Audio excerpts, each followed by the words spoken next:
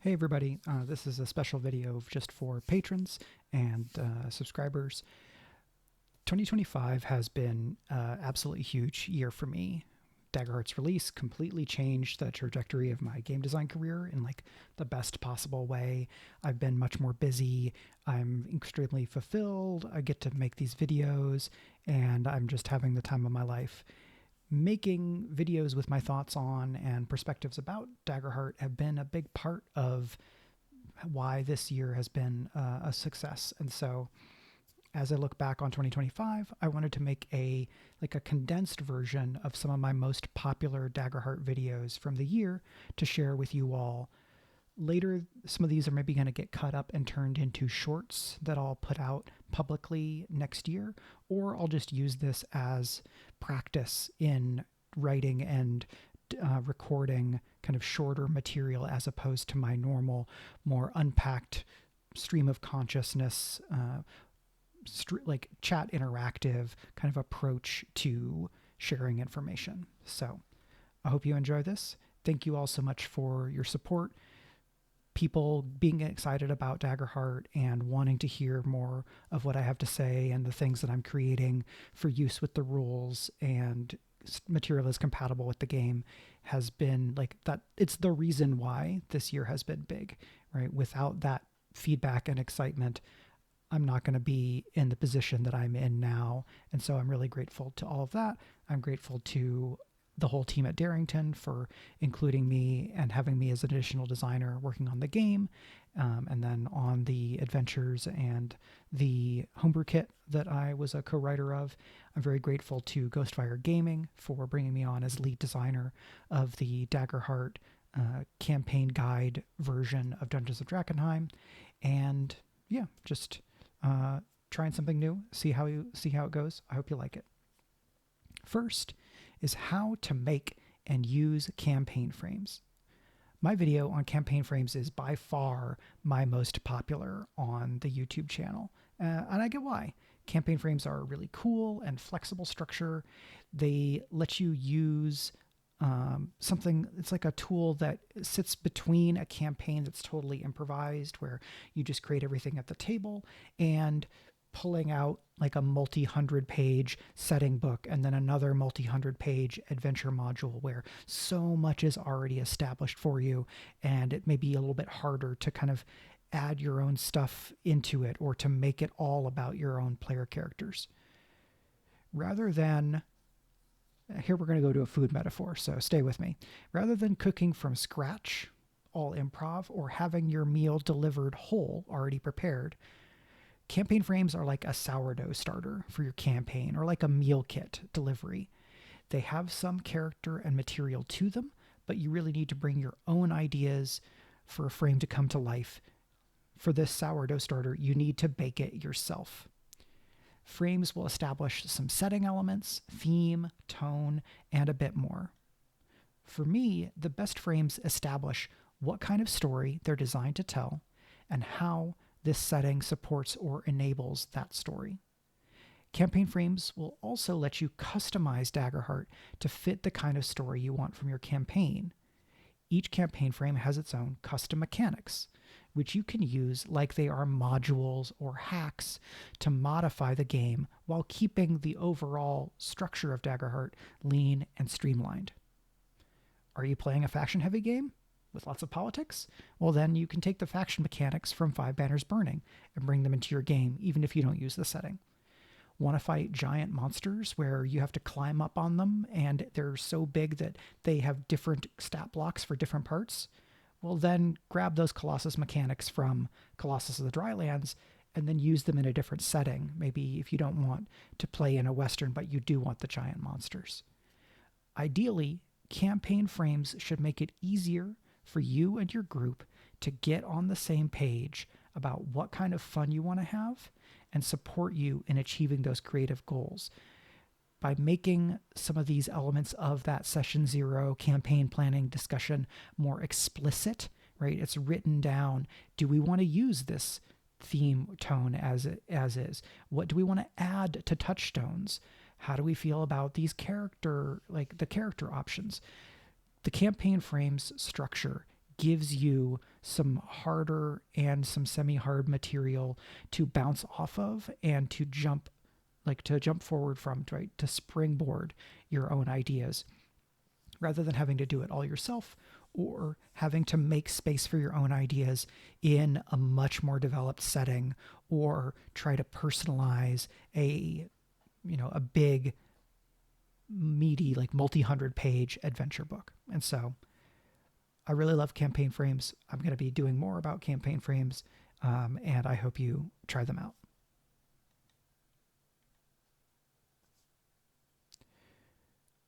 Next is one-shots.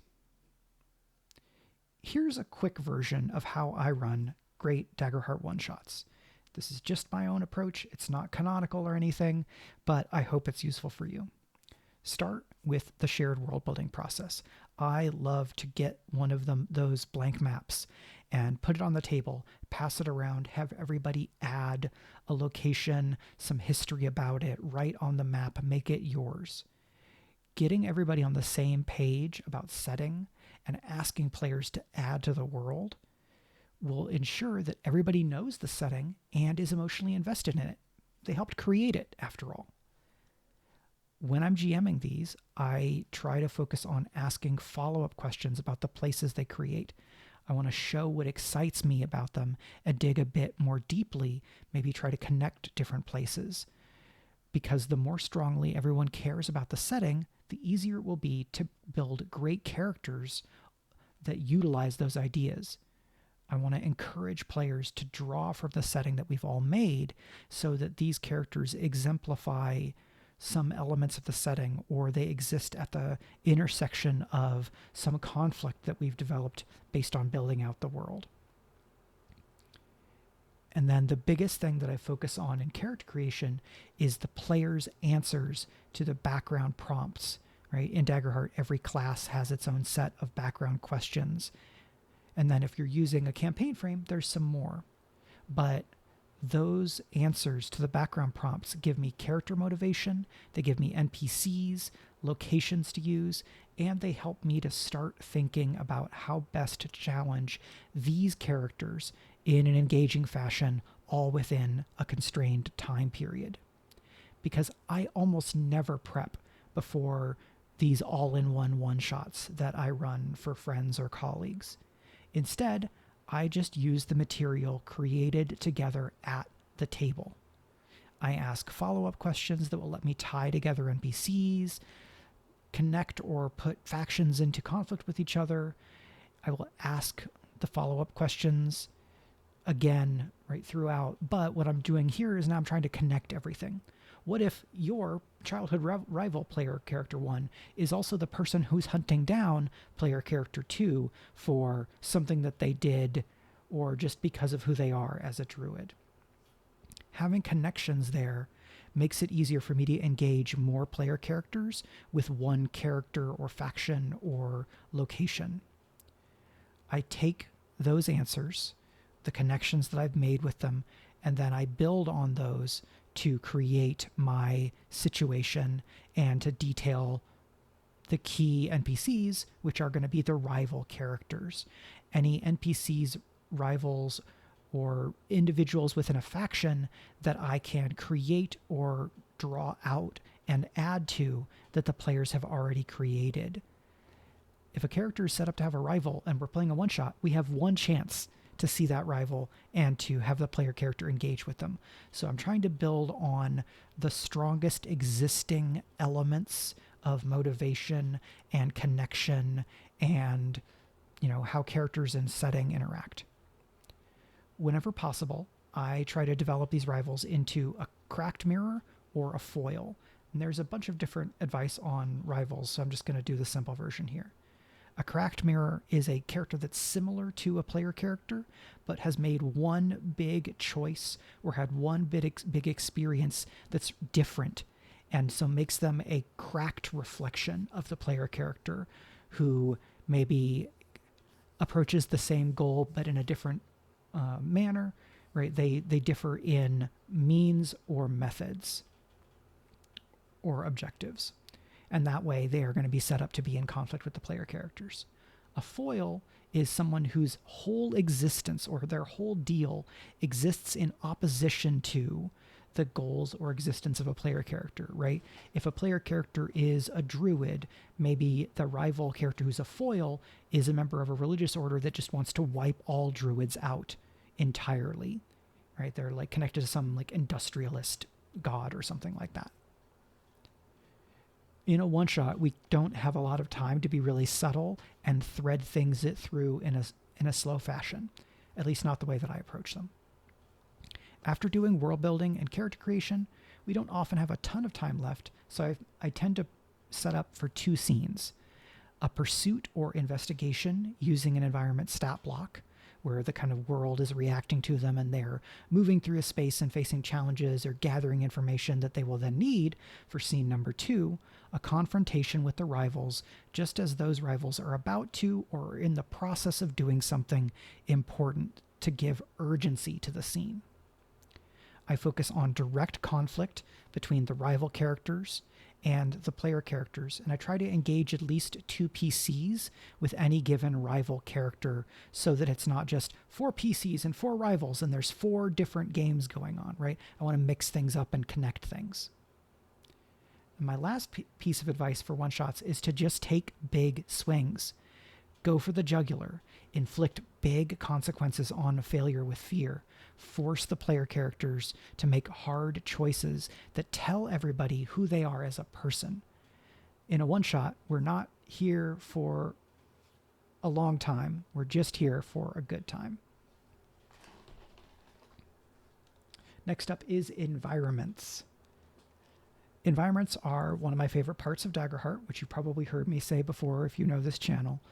They provide structure for thinking about how the space or the situation in a scene can be an agent or act upon the scene, right? It doesn't have to be a sentient house to act within a story, right? We're thinking narratology here. A raging river can grab a PC and pull them downriver with a dangerous undertow without being alive. It's just what the river does. Or how there are eyes and ears everywhere at an imperial court, which then sets up the GM to be able to reveal that the player character's conversation is being overheard, and then they're going to report it to someone. For me, environments can also be a kind of concretized prep, a way to organize my thoughts and to take notes on what kind of moves or elements I might want to use in a scene. Overall, I see environments as a control panel or soundboard the GM can use.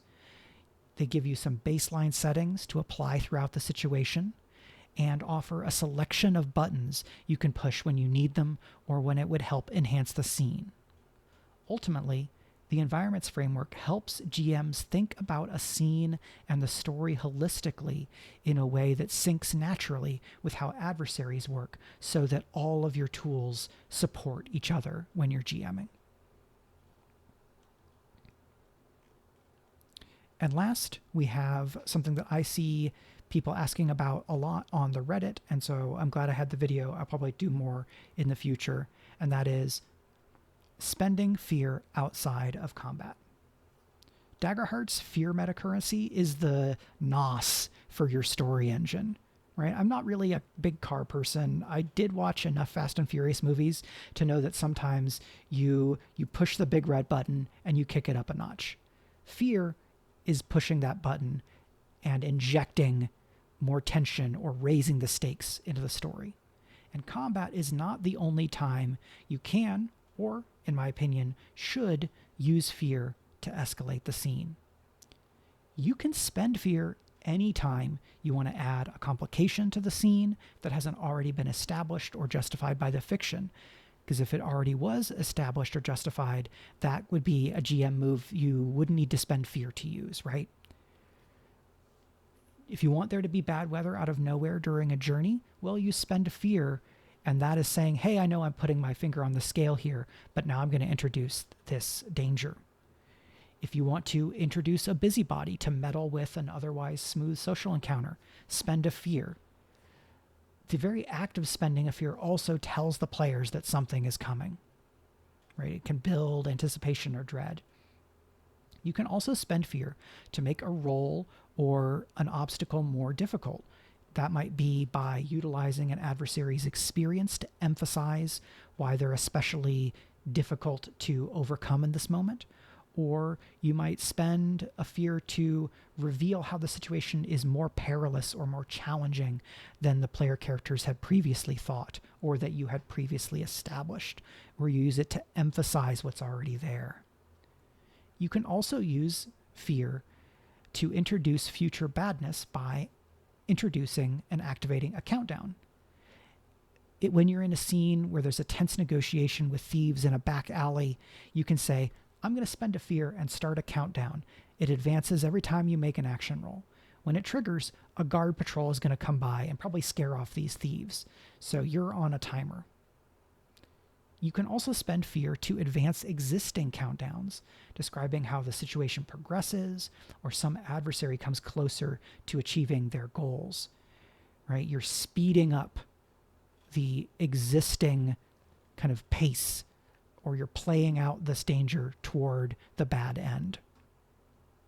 Environments and adversaries also have fear moves. A lot of fear moves for adversaries are combat-oriented, but especially in social adversaries, they'll have fear features that have nothing to do with combat. Environment fear features are usually actions or reactions that are going to ramp up tension in the scene, whether that's traversal, social, exploration, or in an event, right? Those types of environments. So if you're a GM and your fear count is ticking up, don't wait for a fight. Think about what could happen right now to raise the stakes of the scene.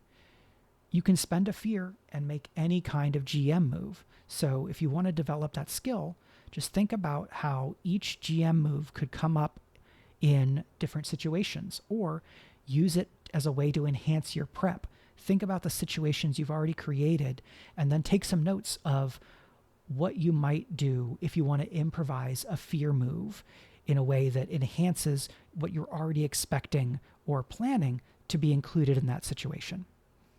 And sometimes the answer is as simple as a fight breaks out or somebody walks in and they're trouble.